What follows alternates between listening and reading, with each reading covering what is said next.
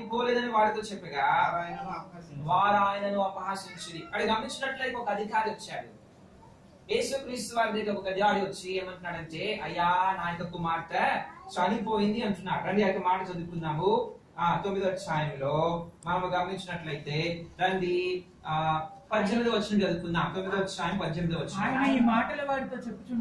ఈ మాటలు వారితో చెప్పుచుండగా ఇదిగో ఒక అధికారి వచ్చి ఆయనకు మ్రొక్కి నా కుమార్తె ఇప్పుడే చనిపోయినది, అయినను నీవు వచ్చి నీ చేయి ఆమె మీద ఉంచుము, ఆమె బ్రతుకుదనను. ఇక్కడ గమనించినట్లయితే ఒక కుమార్తె కనిపెడతా ఉన్నది. ఆ కుమార్తెలో ఏమి లేదు, జీవము లేదు, మరణించినటువంటి స్థితిలో కనబడతా ఉన్నది. ఆయన ఎవరు? ఆయన ఒక అధికారిగా మనము చూస్తా ఉంటూ ఉన్నాం. ప్రభువుని ఎరిగినటువంటి, ప్రభువు శక్తి ఆ యొక్క సామర్థ్యమును ఎరిగినటువంటి ఒక అధికారిగా మనము చూస్తా ఉంటూ ఉన్నాం. ఆయనకు కుమార్తెకి ఏమవుతా వచ్చింది, ఆమె మరణించినట్లుగా మనం చూస్తా ఉంటూ ఉన్నాం. మరణించినప్పుడు ఆయన ఏం చేసినాడంటే ప్రభు ఎదుగు వచ్చినాడు. అయ్యా నా కుమార్తె చనిపోయినది, ఆయనను నీవు ఒకసారి వచ్చి నీవు ముట్టితే ఆమె బ్రతుకులనేటటువంటి విశ్వాసంతో లేకపోతే ప్రార్థనతో ప్రభు దగ్గరికి వచ్చినాడు. సరే, ప్రభు ఆ యొక్క మరి విన్నపాన్ని మరి అంగీకరించి ఎక్కడికి వెళ్ళినాడంటే ఆ యొక్క ఇంటికి, అధికారి యొక్క ఇంటికి వెళ్ళినాడు. ఇంటికి వెళ్ళిన తర్వాత ప్రభు చెప్పినటువంటి ఆ యొక్క మరి ప్రభు చూస్తున్నటువంటి పరిస్థితి ఎట్లా ఉన్నదంటే ఏం ఏర్పడతా ఉన్నది, అంతలో యేసు అధికారి ఇంటికి వచ్చి పిల్లల గ్రోవులు వాయించు వారిని గొల్లు చేయించుండు జన సమూహమును చూచి. అక్కడ ఎవరు కనబడతా ఉన్నారు? పిల్లల గ్రోవులు వాయించినటువంటి వారును, రెండోది గమనించినట్లయితే గొల్లు చేసినటువంటి వారు అవి కనబడతా ఉన్నారు. ఎందుకు అనగా పాపం వచ్చిన బిడ్డ చనిపోయింది కదా. మనకి కూడా ఉంటాయి కదా అక్షరాలు, పద్ధతులు. కాబట్టి ఎప్పుడైతే మరి ఎవరైనా చనిపోతారో డబ్బులు కొడతారు, లేకపోతే ఆ పిల్లల గ్రోవులు వాయిస్తూ ఉంటారు, లేకపోతే కొద్దిమంది మరి గొల్లును ఏడుస్తూ ఉంటారు, బాధపడుతూ ఉంటారు, కన్నీరు కారుస్తూ ఉంటారు. కాబట్టి అటువంటి స్థితిలోనికి ప్రభువైన యేసుక్రీస్తు వారు వచ్చినప్పుడు ఆయన పలికినటువంటి మొట్టమొదటి మాట మనం అక్కడ జ్ఞాపకం చేసుకుంటాం. ఏమంటున్నాడు? స్థలమియుడి అనే మాటను మనము జ్ఞాపకం చేసుకుంటున్నాం. అక్కడ ఆయన యేసుక్రీస్తు వారు ఆ యొక్క కుమార్తె దగ్గరకు వెళ్ళాలన్నట్లయితే, ఆ యొక్క చిన్న బిడ్డ దగ్గరకు, లేకపోతే జీవము లేనటువంటి ఆ యొక్క బిడ్డ దగ్గరికి వెళ్ళాలంటే ఆయన ఏం కోరుతున్నాడు? స్థలమియుడి అనేటటువంటి మాటను ఆయన పలుకుతా ఉన్నాడు. ఎందుకు ఆయన మాటను పలుకుతున్నాడు అంటే అక్కడ ఎవరున్నారు? చనిపోయినటువంటి వారు మాత్రమే కాదు, చనిపోయినటువంటి ఆ యొక్క చిన్న బిడ్డ యొక్క మరి ఆ కుటుంబస్తులు మాత్రమే కాదు. ఎవరున్నారు అక్కడ? పిల్లల గ్రోవుల్లో మోయించినటువంటి వారును, గొల్లున ఏడ్చినటువంటి వారిని ఎట్లా ఉన్నారంట? జన సమూహముగా కనబడతా ఉన్నారు. సోదరి ఇక్కడ గమనించినట్లయితే అటువంటి సమూహము మధ్యలో యేసుక్రీస్తు వారు లోపలికి వెళ్ళలేక ఆ యొక్క బిడ్డను చేరలేక అంటున్నాడు కదా, ఏమనంటే స్థలమియుడి అనేటటువంటి మాటను పలుకుతున్నాడు. చాలా ప్రాముఖ్యమైనటువంటి విషయం.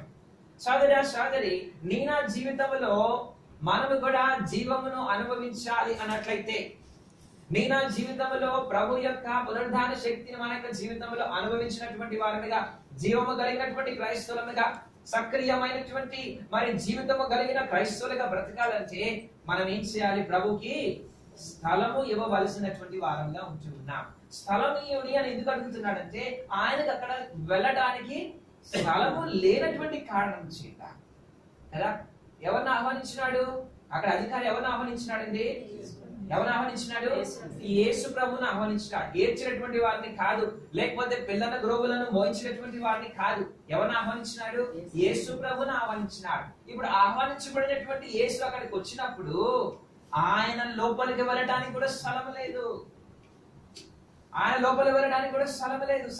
సహోదరి అనేక సార్లు మన యొక్క జీవితంలో కూడా అనేక పర్యాయాలు జీవము లేనటువంటి నామకార్థమైనటువంటి క్రైస్తవ జీవితము గడపడానికి గల కారణం ఏంటంటే క్రైస్తవులమని చెప్పుకుంటాము కానీ క్రీస్తుకు స్థలము ఇవ్వలేనటువంటి, చోటు ఇవ్వలేనటువంటి జీవితాలుగా ఉంటాయి. అనేక సార్లు ఆ యొక్క యాంత్రికమైనటువంటి జీవితాన్ని జీవిస్తూ ఉంటాం కదండి. పిలిచినటువంటిది ప్రభువునే, లేకపోతే ప్రభువుకి అక్కడ స్థలం లేదు. ఎందుకు స్థలం లేదంటే జన సమూహం ఉన్నది అక్కడ. నీ నా జీవితంలో కూడా చాలా వాస్తవమైనటువంటిది. నీ వ్యక్తిగత జీవితంలో సోదరి, నీ కుటుంబ జీవితంలో, సంఘ జీవితంలో ప్రభువుకి స్థలం ఉన్నదా లేదా అనేటటువంటిది ప్రశ్న మన ముందు యొక్క మధ్యాహ్న కాల సమయంలో ప్రభు పెడతా ఉంటున్నాడు. ప్రభు బలలో పాలు పొందక మునుపు ఆ యొక్క బలలో పాలు పొందుతున్నావు, వెళ్తున్నావు, వస్తున్నావు, మంచిదే. నీ జీవితము లేకపోతే నీకు క్రైస్తవ జీవితము జీవము కలిగినటువంటిదిగా ఉంటున్నదా లేదా? జీవము కలిగినటువంటిదిగా ఉంటున్నదా లేదా? జీవము కలిగినటువంటిదిగా ఉంటుందా లేదా దాన్ని అర్థం చేసుకున్నాక ఒక మాట చదువుకుందాం రండి. ఇక్కడ గమనించినట్లయితే ప్రకటన గ్రంథం 3వ అధ్యాయంలో ఒక మాటను చూస్తా ఉన్నాం. ప్రకటన గ్రంథము 3వ అధ్యాయంలో జీవము కలిగి ఉండట లేకపోతే జీవము లేని ఆ యొక్క బ్రతుకు ఎటువంటిది ఒకసారి మనం జ్ఞాపకం చేసుకుందాం. చదువుతాము 3వ అధ్యాయము 1వ వచనము 2వ వచనం చదవండి. 1వ వచనము 2వ వచనం. సార్దీస్ లో ఉన్నటువంటి సంఘపు దూతకి ఇలాగు రాయము. 7 నక్షత్రములను దేవుని 7 ఆత్మలను గలవాడు చెప్పు సంగతులు ఏమనగా నీ క్రియలను నేను ఎరుగుదును. నీ క్రియలు నేను ఎరుగుదును. ఏమనగా జీవించుచున్నావన్న పేరు మాత్రం జీవించుచున్నావు అనేటటువంటి పేరు మాత్రం అన్నది కానీ నీవు మృతుడవే. నీ క్రియలు నా దేవుని ఎదుట సంపూర్ణమైన. ఇక్కడ మరి ఇక్కడ గమనించినట్లే చాలా జాగ్రత్తగా గమనిద్దాం. నీవు జీవించుచున్నావని పేరు మాత్రమే ఉన్నది కానీ నీవు మృతుడవే. ఎందుకు నీవు మృతుడవనో ఆ యొక్క మాటలు ప్రభు అక్కడ తెలియపరుస్తున్నాడు. ఎందుకు నీవు మృతుడు అంటే నీ క్రియలు నా దేవుని ఎదుట సంపూర్ణమైనటువంటివిగా కనబడలేదు అనే మాటను చూస్తుంటున్నా. క్రియలు సంపూర్ణంగా లేవు కదండి సోదరి. ఇక్కడ గమనించినట్లయితే క్రియలు లేవని చెప్తా ఉన్నాడా? క్రియలు లేవని చెప్తా ఉన్నాడా? ఇక్కడ ఏం చెప్తా ఉన్నాడు? సంపూర్ణంగా లేవు అని చెప్తా ఉన్నాడు కదండి సోదరి. అది చనిపోయినటువంటి జీవము లేనటువంటి క్రైస్తత్వమునకు సాదృశ్యము. జాగ్రత్త మన యొక్క జీవితంలో గమనిద్దాం. అనేక సార్లు ఈ యొక్క భ్రమలో మనం జీవిస్తూ ఉంటాం. ఏమనంటే ఆ క్రైస్తవ కార్యములు జరిగిస్తున్నామలే, మందిరానికి వెళ్తున్నామలే, ప్రార్థన చేసుకుంటున్నామలే, వాక్యం చదువుకుంటున్నామలే కదండి. అనేక సార్లు రకరకాలైనటువంటి మరి ఆ క్రైస్తవ ఆచారములలో పాలు పొందుతున్నామలే, క్రియలు ఉన్నాయిలే. ప్రభు అంటున్నాడు కదా నీ క్రియలు నేను ఎరుగుదును అంటున్నాడు. అంటే ఏంటి దాని అర్థము? క్రియలు ఉన్నాయి, క్రియలు లేవని కాదు. క్రైస్తవ జీవితమునకు మరి పోల్చదగినటువంటి కొన్ని క్రియలు మాత్రమే కనబడతా ఉన్నాయి. అయితే సమస్య ఎక్కడ ఉన్నదంటే క్రియలు సంపూర్ణముగా లేనటువంటి కారణము. సోదరి నీ నా జీవితంలో క్రియలు ఉన్నాయి కానీ ప్రభు యొక్క దృష్టిలోకి సంపూర్ణముగా కనబడటం లేదు. ప్రభు ఉంచినటువంటి ఆ యొక్క బెంచ్ మార్క్ నకు, లేకపోతే ప్రభు ఉంచినటువంటి ఆ యొక్క స్టాండర్డ్ నకు, లేకపోతే ప్రభు కోరుకుంటున్నటువంటి ఆ యొక్క సంపూర్ణతకు మనము చేరుకోలేనటువంటి వారంగా కనబడతా ఉంటున్నాం. సోదరి నీనా మరి ఆత్మీయ జీవితాన్ని ఒకసారి పరిశీలన చేసుకుని చూద్దాం. నీనా వాక్య పఠనమును, నీనా ప్రార్థన జీవితమును సంపూర్ణంగా చేయగలుగుతున్నామా? లేకపోతే మొక్కుబడిగా అరకొరగా కొద్ది గొప్పగా మనము చేస్తా ఉంటున్నామా? ప్రభువుకి అది అంగీకారం కాదు. అటువంటి జీవితాలు ప్రభుకి అంగీకారం ఎంత మాత్రమే కాదు. ప్రభు ఎటువంటి వాటిని కోరుతున్నాడంటే శ్రేష్టమైనటువంటి బలులను కోరుతా ఉంటున్నాడు, శ్రేష్టమైనటువంటి సమర్పణను కోరుతా ఉంటున్నాడు. అయ్యోని గురించి రాయబడినటువంటి మాట ఏంటనగా ఏం చేస్తున్నాడు? తన యొక్క పంటలో కొంతను తీసుకుని వచ్చినాడంట. అయితే ఏం చేస్తున్నాడు? తన యొక్క తొలిచూలలో శ్రేష్టమైనటువంటి దానిని ప్రభుకి ఇచ్చినటువంటి వాడుగా ఉంటున్నాడు. ప్రభు కొంత వాటిని లేకపోతే కొన్నిటిని కోరటం లేకపోతే ప్రభు అసంపూర్ణమైనటువంటి వాటిని కోరుకోవటం ప్రభు ఏం చేస్తున్నాడంటే మన యొక్క జీవితంలో సంపూర్ణతను కోరుతా ఉంటున్నాడు. మన యొక్క జీవితంలో పర్ఫెక్షన్ కోరుతా ఉంటున్నాడు. మన యొక్క జీవితంలో ప్రభు ఉంచినటువంటి ఆ యొక్క బెంచ్ మార్క్ ని మనము మీటవాలని ప్రభు కోరుతా ఉంటున్నాడు. సోదరి యొక్క మరి ఉదయకాల సమయంలో మన యొక్క జీవితాలను మనం పరిశీలన చేసుకుందాం. ప్రభు కోరుతున్నటువంటి సంపూర్ణమైనటువంటి జీవితం జీవిస్తున్నామా, లేకపోతే బలహీనమైనటువంటి క్రియలుగా మన యొక్క జీవితంలో కనబడుతున్నాయా? ఒకవేళ అవి బలహీనమైనటువంటి అయినట్లయితే ప్రభు అంటున్నాడు కదా నీవు పేరు మటుకు జీవించుచున్నావు కానీ మృతుడవే అంటున్నావు. సోదరి మృతుడవే. ఏడొక బిడ్డను చూస్తా ఉంటున్నాం. ఎట్లా ఉన్నదంట? చనిపోయినటువంటి అవస్థలో కనపడతా ఉన్నది, చనిపోయినటువంటి అవస్థలో కనపడతా ఉన్నది. ఇప్పుడు ప్రభు పిలబడుతూ వచ్చాడు. ప్రభు పిలబడుతూ వచ్చినప్పుడు ఏం జరిగింది? అక్కడ ఆయన లోపలికి వెళ్ళటానికి స్థలం లేదు. యేసుక్రీస్తు వారు సోదరి గమనించినట్లయితే యేసుక్రీస్తు వారు ఆయన కోరుకుంటున్నటువంటిది, మన యొక్క జీవితంలో కోరుకుంటున్నటువంటిది ఏకైక విషయం ఏంటంటే నాకు స్థలం ఇమ్మని ప్రభు కోరుతా ఉంటున్నారు. నీవు నేను జీవము కలిగినటువంటి వారి మీద క్రియాపూర్వకమైనటువంటి క్రియాశీలవంతమైనటువంటి క్రైస్తవ జీవితం జీవించాలంటే ప్రభువుకి స్థలం ఇవ్వాలి. దుఃఖకరమైన విషయం ఏంటంటే క్రీస్తు లేనటువంటి క్రైస్తవ జీవితాలు, క్రీస్తుకు స్థలమైనటువంటి క్రైస్తవ జీవితాలు, క్రీస్తుకు స్థలము లేనటువంటి ప్రాముఖ్యత లేనటువంటి క్రైస్తవ కుటుంబాలు, క్రీస్తుకు ప్రాముఖ్యత లేనటువంటి క్రైస్తవ సంఘములు కనబడతా ఉన్నాయి కదా. యేసుక్రీస్తు వారు జన్మించినప్పుడు ఏం జరిగిందంట? లూకా సువార్త 2వ అధ్యాయంలో మనం జ్ఞాపకం చేసుకున్నట్లయితే 3వ అధ్యాయంలో రాయబడినటువంటి మాట, సత్రములో స్థలము లేనందున చదవలేక మాత్రం. లూకా సువార్త 3వ అధ్యాయం 4వ వచనం అనుకుంటే చదవండి దయచేసి. ఏం రాయబడతా ఉన్నది? ప్రభువు మార్గము స్థిరపరచుడి. క్షమించండి, లూకా సువార్త 3వ అధ్యాయము చదవలేక మాత్రం దయచేసి తీసినటువంటి 2వ అధ్యాయం, క్షమించండి 2వ అధ్యాయం 7వ వచనం చదవండి. 2వ అధ్యాయం 7వ వచనం. తన తొలిచూలు కుమారుని కని పొత్తిగుడ్డలతో చుట్టి సత్రములో వారికి స్థలం లేనందున ఆయనను పశువుల తొట్టిలో పరుండబెట్టి. ఎక్కడ స్థలము లేదంట? ఎక్కడ లేదంట స్థలము? సత్రములో స్థలము లేదంట. సోదరి యేసుక్రీస్తు వారు జన్మించినప్పుడు ఎక్కడ స్థలము లేదు?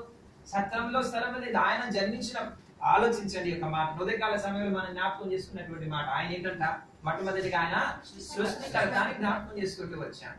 సృష్టిని మరి సమస్తమైనటువంటి సృష్టిని చేసినాడు కదా. ఎవరు సృష్టించారో వారికి ఆ యొక్క సృష్టి మీద సంపూర్ణ అధికారం ఉన్నది. అటువంటి సృష్టికర్త తను తాను తగ్గించుకొని ఇక లోకములో ఒక శిశువుగా జన్మించినప్పుడు ఆ సృష్టికర్తకి ఏమి లేదంట? స్థలం లేదు.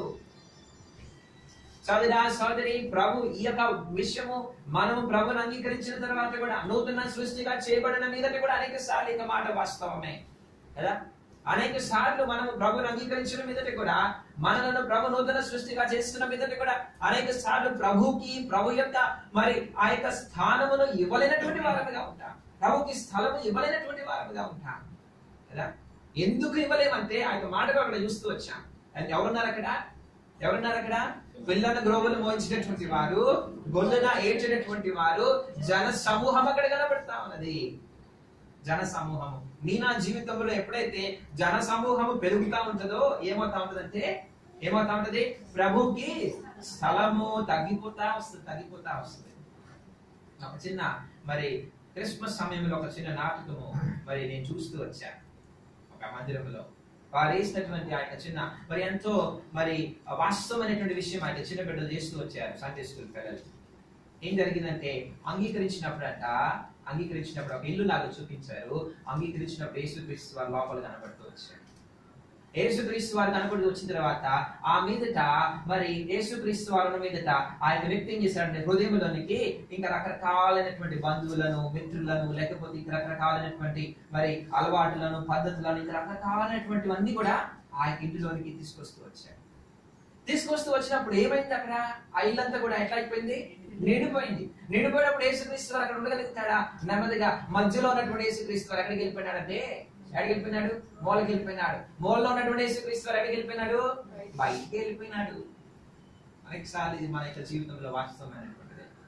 ఎప్పుడైతే మన యొక్క జీవితంలో జన సమూహములకు ప్రాముఖ్యత ఇస్తున్నామో, ఎలా జన సమూహములు, అది నీ కుటుంబస్తులై ఉండొచ్చు, లేకపోతే నీ యొక్క బంధువర్గమై ఉండొచ్చు, లేకపోతే నీతో పాటు పని చేసేటువంటి నీ యొక్క మరి తోటి పని వారై ఉండొచ్చు, లేకపోతే నీకు స్నేహితులై ఉండొచ్చు, ఇంకెవరైనా ఉండొచ్చు. ఎప్పుడైతే వారికి ప్రాముఖ్యత ఇవ్వడం ప్రారంభిస్తావో, వారిని నీ యొక్క జీవితంలో రాణించుటకు అనుమతినిస్తున్నావో, లేకపోతే వారిని నీ యొక్క జీవితమును ప్రభావితము చేయుటకై అనుమతిస్తున్నావో, ఆ సమయంలో ప్రభు ఏం చేస్తాడంటే నెమ్మదిగా ఒక స్టెప్ అనేది తీసుకుంటా ఉంటాడు. ప్రభు ఏది కూడా బలవంతంగా చేయడు కదా. ప్రభు ఏది కూడా బలవంతంగా చేయడండి. నేను రాత్రి కూడా ఒక మాట చదువుకుంటూ వచ్చా. మరి ఆ మాట ఏం చేసిందంటే యేసు ప్రభు ఏం చేసుకుంది? చేర్చుకునేను అనే మాటను చూస్తున్నాం. ఎక్కడ? తన ఇంట చేర్చుకునేను అనే మాటను చూస్తా ఉంటున్నాం. చేర్చుకుంటే ప్రభు చేర్చాడు, చేర్చుకోకపోతే బలవంతంగా ఆయన చేరాడు కదండి. యేసుక్రీస్తు వారు జన్మించినప్పుడు సత్రములో స్థలము లేదు. సోదరి మొట్టమొదటిగా మన యొక్క జీవితంలో గమనించవలసినటువంటి మొట్టమొదటి మాట, ఆయన మన యొక్క హృదయాలలో, మన యొక్క జీవితాలలో ఆయన స్థలమును కోరుతా ఉంటున్నాడు కదా. మన యొక్క హృదయాలలో, మన యొక్క జీవితాలలో ఆయన స్థలమును కోరుతా ఉంటున్నాడు. అనేక పర్యాయములో ఏ సత్రం అయితే మరి ఎవరికి ఆతిథ్యం ఇవ్వాల్సినటువంటిదిగా ఉంటా ఉన్నదో, ఎవరికి స్థలం ఇవ్వాల్సినటువంటిదిగా ఉంటున్నదో, స్థలం ఇవ్వలేనటువంటి స్థితి. ఎందుకంటే ఆ యొక్క జీవితం జన సమూహంతో నిండిపోయింది ప్రభువుకి ప్రాముఖ్యత ఇవ్వలేనటువంటి జీవితంగా మార్చబడుతూ వచ్చింది. ప్రభుని నెమ్మదిగా దూరపరుచుకున్నటువంటి కదా. మన జీవితాల్లో ఒకసారి వెనక్కి వెళ్ళి పరిశీలన చేసుకుంటే రక్షించబడినప్పుడు అందరికంటే ప్రాముఖ్యమైనటువంటి వాడు మన ప్రభువు కదండి. అందరికంటే ప్రాముఖ్యమైనటువంటి సమయము ప్రభువునకు, అందరికంటే ప్రాముఖ్యమైనటువంటి మరి సమర్పణ ఎవరికి? ప్రభువుకి. ఈ దినము ప్రభుని అంగీకరించడం మీదట కొన్ని సంవత్సరములు గతించిపోయిన మీదట ప్రభు ఆ lord was the centre of the house hold. ఆ యొక్క ఇంటిలోనికి లేకపోతే ఆ యొక్క వ్యక్తి యొక్క జీవితంలో ఆయన ప్రాముఖ్యమైనటువంటి స్థానంలో వహిస్తూ ఏం జరిగిందంటే నెమ్మదిగా నీవు నీ జీవితంలో ఆ జన సమూహమును రాణించినావు కదా. గోళ్ళు చేసినటువంటి వారిని రాణించినావు, రకరకాలైనటువంటి శబ్దములను రాణించినావు, రకరకాలైనటువంటి విషయాలను రాణించినావు. రాబోతున్నాడు కదా, ఏమంటున్నాడు? స్థలమీయుడి. ప్రభు యొక్క ఉదయకాల సమయంలో సోదరి నువ్వు ప్రభుని ఆహ్వానించినావు, అయితే ప్రభుకి స్థలం ఇస్తున్నావా? ప్రభు యొక్క మందిరానికి వచ్చినా, ప్రభు యొక్క మందిరంలో లేకపోతే ప్రభు యొక్క స్థలంలోనికి నువ్వు వచ్చినా, అయితే నీ యొక్క జీవితంలో ప్రభుకి స్థలం ఉన్నదా? అందు నిమిత్తమే గమనించినట్లయితే అనేక సార్లు మన యొక్క జీవితంలో జీవములైనటువంటి క్రైస్తత్వాన్ని మనము జీవిస్తున్నాం ప్రభువు లేకుండా. అందుకని ప్రభు వచ్చినాడు ఏమనంటే, ఎవరైతే ఈ యొక్క రొట్టెను తిని ఈ యొక్క రక్తంలో త్రాగుతారో వారు నాయందును నేను వారి యందును కనుక గమనించినట్లయితే ఎప్పుడైతే నీవు నీ యొక్క జీవితంలో ప్రభు వాళ్ళకు దూరమవుతూ వస్తావో, లేకపోతే నీ యొక్క జీవితంలో ప్రభుకి దూరమవుతూ వస్తావో, లేకపోతే ప్రభుని దూరపరుస్తూ వచ్చావు, ఏం జరుగుతా ఉన్నది? నీలో ఆ యొక్క జీవము నిలవదు. ప్రభు యందు నీవు నిలబడలేవు, నీ యందు ప్రభువు నిలబడలేవు. సోదరి మొట్టమొదటి తలుపు ఏంటనగా నీ హృదయంలో ప్రభుకి స్థానం ఉన్నదా లేదా? నీ హృదయంలో ప్రభుకి స్థానం ఉన్నదా లేదా? ఆ దినములలో గమనించినట్లయితే మరి మరియమ్మ ఏం చేసిందంట? గర్భముతో 9 నెలల మరి ఆ యొక్క మరి ముగించిన తర్వాత ఆమె ప్రసవించడానికి సిద్ధంగా ఉంటా ఉన్నది. ప్రసవించడానికి సిద్ధంగా ఉంటున్నప్పుడు ఆ యొక్క మరి సత్రానికి వెళ్ళినప్పుడు ఏం కలిగింది? ఇక్కడ స్థలము కనపడలా కదా, స్థలము కనపడలా. గమనించినట్లయితే రేపు రండి నేను మీకు స్థలం ఇస్తానంటే కుదురుతుందా? కదండి, కొన్నిసార్లు చెప్తా ఉంటారు కదా, ఈ రోజు ఆ కొట్టులో ఈ యొక్క వస్తువు లేకపోతే రేపు రండి మీకు తెప్పించిస్తానంటే కుదురుతుందా? అది మన యొక్క వస్తువులను బట్టి సామగ్రిని బట్టి కనపడతా ఉంటది కదా. అయితే ఆమె అక్కడ ప్రసవించడానికి సిద్ధంగా ఉన్నది కదా, సిద్ధంగా ఉన్నది. ఆమె సిద్ధంగా ఉంటూ ఉన్నప్పుడు రేపు రమ్మంటే కుదురుతుందా? రేపు రండి నేను మీకు సత్రంలో స్థలం ఇస్తాను. అనేక మంది సోదరి ప్రభు యొక్క మందిరానికి వస్తూ కూడా ప్రభుని అంగీకరించకుండా మీ యొక్క జీవితంలో ప్రభుకి స్థలం ఇవ్వకుండా బ్రతుకుతా ఉంటున్నారు. ఇంకా రక్షణ అనేటటువంటి అనుభవం లేకుండా బ్రతుకుతా ఉంటున్నారు. పాప క్షమాపణ అనేటువంటి అనుభవం లేకుండా బ్రతుకుతా ఉంటున్నారు. రేపటి దినం నేను ప్రభుని అంగీకరిస్తాను, రేపటి దినం నా యొక్క జీవితాన్ని ప్రభుకు సమర్పించుకుంటాను, రేపటి దినం నేను మారుమనసు పొందుతాను, రేపటి దినం బాప్తిసం తీసుకుంటానని రేపు అనుకుంటూ జరిగిపోతా ఉన్నది. అయితే ప్రభు జన్మించడానికి ఈ దినమున సిద్ధంగా ఉన్నాడు. నువ్వు రేపట్లో ఇస్తావు, కుదురుతుందా? రేపు బహుశా అది సమయం కాదు, అది నువ్వు సమయం ఇస్తానికి ఇష్టపడినా సరే ప్రభు ఆ దినమున అవైలబుల్ గా ఉంటాడేమో. రేపటి దినము నీది కాదు. సోదరి యేసుక్రీస్తు వారు ఈ లోకంలో జన్మించడమే జరిగినటువంటి లేకపోతే ఆయన మరి ఫేస్ చేసినటువంటి ఎదుర్కొన్నటువంటి మొట్టమొదటి విషయం ఏంటంటే, ఇంత గొప్ప సృష్టిని నేను చేసినప్పటికీ ఈ సృష్టిని నాకు సోదరి ప్రభు యేసుక్రీస్తు వారి ఉదయకాల సమయములలో ఆయన అడుగుతున్నటువంటి ఒక మాట ఏంటంటే, నాకు స్థలమీయుడి కదా. ఆయన అంటున్నాడు కదా, నేను తలుపు ఎదుట నిలబడి చేస్తున్నాను, అటుచున్నాను, ఎవరైనా నా యొక్క శబ్దం విని తలుపు తీసినలా నేను లోనికి వస్తాను.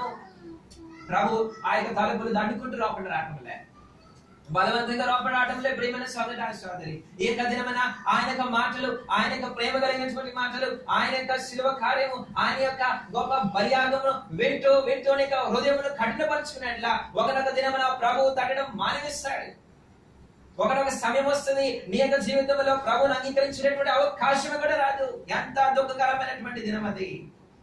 ఒకనొక దినంలో ప్రభు రానుంటున్నాడు. సోదరి ఆ దినంలో ఎంత పశ్చాత్తాపడినప్పటికీ, ఎంతగా ప్రభు నా యొక్క జీవితంలోనికి రా, నా హృదయంలోనికి రా, నా కుటుంబంలోనికి రా అని చెప్పినప్పటికీ కూడా ప్రభు లోపలికి రాలేదు. ఎందుకంటే ఆ దినము గడిచిపోయింది. ఆ దినము జన్మించడానికి ప్రభు సిద్ధంగా ఉంది. వచ్చాడు. ఈ యొక్క దినమున కూడా సోదరా సోదరి, ఇంకాను నువ్వు ప్రభుని అంగీకరించకుండా ప్రభు యొక్క మందిరానికి వస్తున్నావేమో, నాలో క్రియలు ఉన్నాయని చెప్పుకుంటున్నావేమో,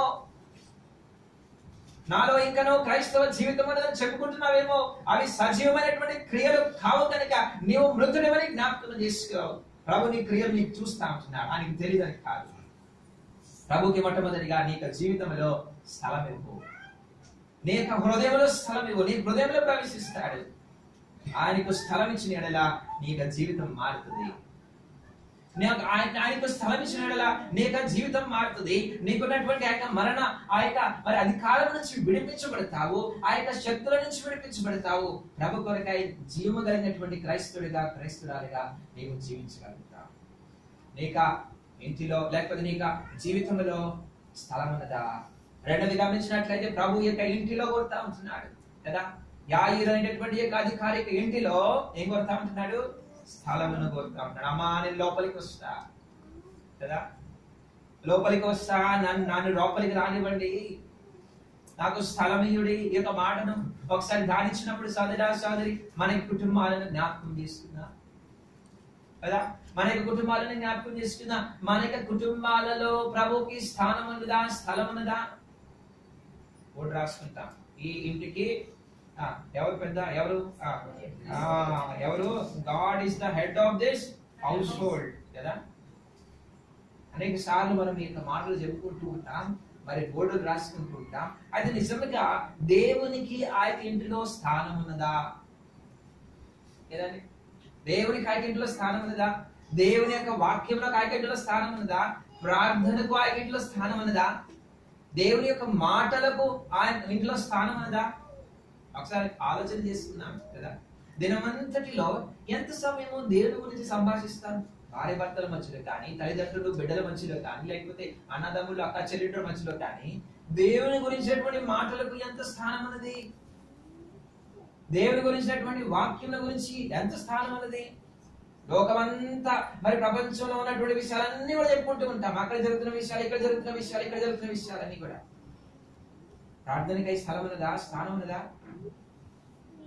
ఈ దినమన ప్రభు కోరుతున్నటువంటి విషయం ఏంటంటే, అమ్మా అయ్యా మీరు క్రైస్తవులుగా చెప్పుకుంటున్నారు కానీ నేను లేనటువంటి క్రైస్తవులుగా మీరు బ్రతుకుతా ఉంటున్నారు. క్రిస్టియన్ అంటే క్రీస్తు ఉన్నట్లుగా ఆ యొక్క జీవితంలో క్రీస్తు ఉంటే, క్రీస్తుకు స్థలం ఇస్తే అప్పుడు మాత్రమే అక్కడ గమనించినట్లయితే జీవం ఉంటా ఉన్నది. ఈయన జీవితంలో సోదరా సోదరి, జీవము కలిగి బ్రతకాలంటే క్రీస్తును లోపలికి రానివ్వాలి, క్రీస్తుకు స్థలం ఇవ్వాలి. ఇప్పుడు క్రీస్తుకు స్థలం ఇవ్వాలంటే ఏం చేయాలి? ఏం చేస్తున్నాడు ప్రభు చూద్దామండి. మత్తయి సువార్త మనం చదువుకున్నటువంటి భాగము మత్తయి సువార్త 9వ అధ్యాయం. మత్తయి సువార్త 9వ అధ్యాయంలో ఏం చేస్తున్నాడు? 24వ వచనం చదవండి. స్థలమీయుడి ఈ చిన్నది నిద్రించుచున్నదే గాని చనిపోలేదని వారితో చెప్పగా వారు ఆయనను అపహసించుడి. ఆయన ఏం చేస్తున్నాడు? ఇప్పుడు ఏం చేస్తున్నాడు? జన సమూహములో పంపిస్తున్నాడు. పంపివేసి ఆయన లోపలికి వెళ్ళి అనే మాట చూస్తున్నాడు. ఆయన ఇప్పుడు లోపలికి వెళ్ళగలిగినాడు జన సమూహము వెళ్ళిపోయిన తర్వాత. సోదరా సోదరి, నీ నా జీవితంలో ప్రభువుకి స్థలం ఇవ్వాలి అన్నట్లయితే ఏం చేయాలి? జన సమూహమును పంపేయాలి. ఇది అంత సులభమైనటువంటి విషయం కాదు, ఇది సామాన్యమైనటువంటి విషయం కాదు. జాగ్రత్త గమనిద్దాం. ప్రభు మన యొక్క జీవితంలో ప్రాముఖ్యత మనం ఇస్తున్నట్లయితే దానికి కొంత త్యాగం అనేటటువంటిది అవసరము. అది జ్ఞాపకం చేసుకుని గమనించినటువంటి విషయం ఏంటంటే, నా ప్రభు లోపలికి వస్తే ఎవరు బ్రతుకుతారు? నా కుమార్తె బ్రతుకుతుంది. కుమార్తె బ్రతకడం ప్రాముఖ్యమా, లేకపోతే జన సమూహంలో సంతోష పెట్టడం ప్రాముఖ్యమా? అనేక సార్లు ఈ యొక్క ప్రాముఖ్యతలో మన యొక్క మిస్ప్లేస్ ప్రయారిటీస్ మన యొక్క జీవితంలో ఉంటాయి. సరైనటువంటి ప్రాముఖ్యతలు పెట్టుకో. వాళ్ళేమనుకుంటారు, వీళ్ళేమనుకుంటారు కదా. బ్రతికంతా కూడా జనాల కోసమే బ్రతుకుతూ ఉంటాం, లోకం కోసమే బ్రతుకుతూ ఉంటాం. వాళ్ళు ఫలానా వాళ్ళేమనుకుంటారు అని గురించి, ఫలానా వాళ్ళేమనుకుంటారు, బంధువులు ఏమనుకుంటారు, మిత్రులు ఏమనుకుంటారు, ఇవే మన యొక్క ఆలోచనలు, ఇవే మన యొక్క డెసిషన్ మేకింగ్ క్రైటీరియా కదండి. నిర్ణయాలు తీసుకోవడానికి గల కారణాలు ఏంటంటే వాళ్ళు వీళ్ళు ఏమనుకుంటారు. మీ నా జీవితంలో జీవములైనటువంటి యవనస్తులు ఉన్నారే, మాట్లాడలేనటువంటి యవనస్తులు ఉన్నారే, భోజనము చేయలేనటువంటి యవనస్తులు ఉన్నారే, లేకపోతే మరి ప్రభు కొరకే బ్రతకలేనటువంటి యవనస్తులు ఉన్నారే, మరణించినటువంటి స్థితిలో ఉన్నటువంటి యవనస్తులు ఉన్నారే, కుటుంబస్తులు ఉన్నారే, వారి గురించినటువంటి చింత లేదు. ప్రభుకి స్థలం ఇవ్వకుండా జన సమూహమును గమనించినట్లయితే ఇక జన సమూహం యొక్క మరి ఇక మాటను మనం జ్ఞాపకం చేసుకోవచ్చు. అక్కడ ఆ యొక్క మరి మత్తయి సువార్తలో జ్ఞాపకం చేసుకుంటే వర్ణిస్తున్నటువంటి విధానాన్ని జ్ఞాపకం చేసుకోవచ్చు. వాళ్ళు ఏం చేస్తున్నారండి? జన సమూహము ఒకవైపు ఏం చేస్తున్నారు? గొల్లున ఏడుస్తున్నారు. అవునా? గొల్లున ఏడుస్తున్నారు. యేసుప్రభు మాట చెప్తాను ఏమంటున్నారు? వాళ్ళు ఏం చేస్తున్నారు? ఇది జనుల యొక్క స్వభావము, జన సమూహం యొక్క స్వభావము. ఒకవైపేమో ఏడుస్తున్నారు, ఇంకోవైపేమో అపహాస్యం చేస్తున్నారు, నవ్వుతున్నారు కదండి. సోదరి ఇది మరి గమనించినట్లయితే నీ నా జీవితంలో నుంచి ఎవరు వెళ్ళిపోవాలంటే ఇటువంటి వారందరూ కూడా వెళ్ళిపోవాలి. ఇటువంటి వారందరూ కూడా ప్రభు దూరపరచాలని కోరుతా ఉంటున్నారు. నీ నా కుటుంబము జీవము కలిగినటువంటిదిగా ఉండాలని, జీవము కలిగినటువంటి బిడ్డలు, జీవము కలిగినటువంటి క్రైస్తవంలో జీవించాలన్నట్లయితే వీరు వెళ్ళాలి. ద్వంద్వ స్వభావము కలిగినటువంటి వారు ప్రభు యొక్క గొప్పతనము, ప్రభు యొక్క శక్తిని, సామర్థ్యాన్ని గ్రహించలేనటువంటి వీరు ఇక్కడి నుంచి వెళ్ళిపోవాలి. వారు మన యొక్క జీవితంలో ఏమాత్రం కూడా ఉండకూడదు. సోదరి, మన సంబంధము, మన సహవాసము, మనము కలిగి ఉన్నటువంటి ఆ యొక్క సంబంధాలు ఎటువంటివో ఒకసారి ఈ యొక్క ఉదయకాల సమయంలో జ్ఞాపకం చేసుకోవాల్సినటువంటి వారంగా ఉంటున్నాం. ఎందుకు మనము మన యొక్క బిడ్డలు, మన యొక్క కుటుంబము అలసిపోయినటువంటి క్రైస్తవ జీవితాన్ని జీవిస్తూ ఉంటున్నాం, లేకపోతే మరి ఆసక్తి లేనటువంటి క్రైస్తవ జీవితాన్ని జీవిస్తూ ఉంటున్నాం? ఎందుకు మన యొక్క భర్తలు, భార్యలు, లేకపోతే బిడ్డలు, కుమారులు, కుమార్తెలు జీవం లేనటువంటి వారుగా ఉంటున్నారు, ప్రభు విషయంలో ఆసక్తి లేనటువంటి వారిగా బ్రతుకుతున్నారు అంటే దానికి కారణం ఏంటి? ప్రభువుకి ఒక స్థలం లేదు. రెండోది అక్కడ ఎవరు ఉంటున్నారంటే ఎవరున్నారు? అపహాస్యము చేసినటువంటి వారు ఉన్నారు, పిల్లల గ్రోవులు మోయించినటువంటి వారు ఉన్నారు, గొల్లున ఏడ్చినటువంటి వారు కనబడతా ఉంటున్నారు. సోదరి, ఇటువంటి వారందరినీ కూడా ప్రభు ఏం చేస్తున్నాడు? పంపించేస్తున్నాడు. లేకపోతే ఆయన అధికారి ఏం చేస్తున్నాడు? పంపించి వేస్తున్నాడు. ఇవి మరి ఎంతో మరి సులువైనటువంటి విషయాలు కాదు. ప్రభుకి ఎప్పుడైతే నువ్వు స్థలం ఇస్తావో, స్థలం ఇచ్చినప్పుడు స్థలం ఇవ్వటం అనేటటువంటిది ఎంతో సమర్పణతో కూడుకున్నటువంటిది, ఎంతో త్యాగంతో కూడుకున్నటువంటిది కదండి. ప్రభుకి స్థలం ఇవ్వటం అంటే కొద్ది మందిని పోగొట్టుకోవటం. ప్రభుకి స్థలం ఇవ్వటం అంటే అదొక శిలువ కార్యము కదా, అదొక శిలువ కార్యము, అదొక సమర్పణ, అదే ఒక బలిగా కనబడతా ఉన్నది. ప్రభుకి స్థలం ఇవ్వడానికి కొరకాయ, ప్రభువుని నీ యొక్క జీవితంలో ప్రాముఖ్యత ఇవ్వడానికి కొరకాయ ఎవరిని, లేకపోతే ఎటువంటి వారిని నువ్వు విడిచిపెట్టుకోవడానికి సిద్ధపడుతున్నావో ప్రభు జ్ఞాపకం చేస్తా ఉంటున్నాడు. ప్రభు ప్రశ్నిస్తా ఉంటున్నాడు, నేను లోపలికి రావాలనుకుంటున్నాను, నాకు స్థలం ఇస్తావా? స్థలం ఇవ్వాలంటే స్థలం నువ్వే క్రియేట్ చేయాలి, అక్కడ నువ్వే క్రియేట్ చేయాలి. అన్ని ఒకసారి కుదరవు. సోదరి, నీ నా జీవితంలో ప్రభువుకి స్థలం ఇచ్చినట్లయితే జీవము కలిగినటువంటి వారిగా ఉంటాడు కదా. పంపించి వేసినప్పుడు ప్రభు లోపల ప్రవేశించి ఏం చేస్తున్నాడు? ఆమె యొక్క చేయి పట్టుకున్నప్పుడు ఆ కుమార్తె జరిగింది, లేచింది, జీవము కలిగినటువంటిదిగా కనబడతా ఉన్నది, లేచినట్లుగా. ఇంకా మరొక చోట్ల మనం గమనించినట్లయితే మార్కు సువార్త 5వ అధ్యాయంలో, లేకపోతే లూకా సువార్త కూడా రాయబడతా ఉన్నది, ఆమె లేచి ఏం చేస్తా ఉన్నది? మాట్లాడుతున్నట్లుగా మనం చూస్తున్నాం, ఆహారము తింటున్నట్లుగా మనం చూస్తూ ఉంటున్నాం. సోదరి, ఈ దిన మన ప్రభు కోరుతున్నటువంటిది ఏంటంటే నీ యొక్క వ్యక్తిగత జీవితంలో, నీ యొక్క హృదయంలో, అంత మాత్రమే కాదు నీ యొక్క కుటుంబంలో ఏం కోరుతా ఉన్నాడు? స్థలమును కోరుతా ఉన్నాడు. స్థలం ఇస్తానికి సిద్ధంగా ఉంటున్నావా? మూడో విషయాన్ని కూడా చూసుకొని ముగించుకున్నా. మూడోది గమనించినట్లయితే రండి, యోహాను సువార్త, క్షమించండి, లూకా సువార్త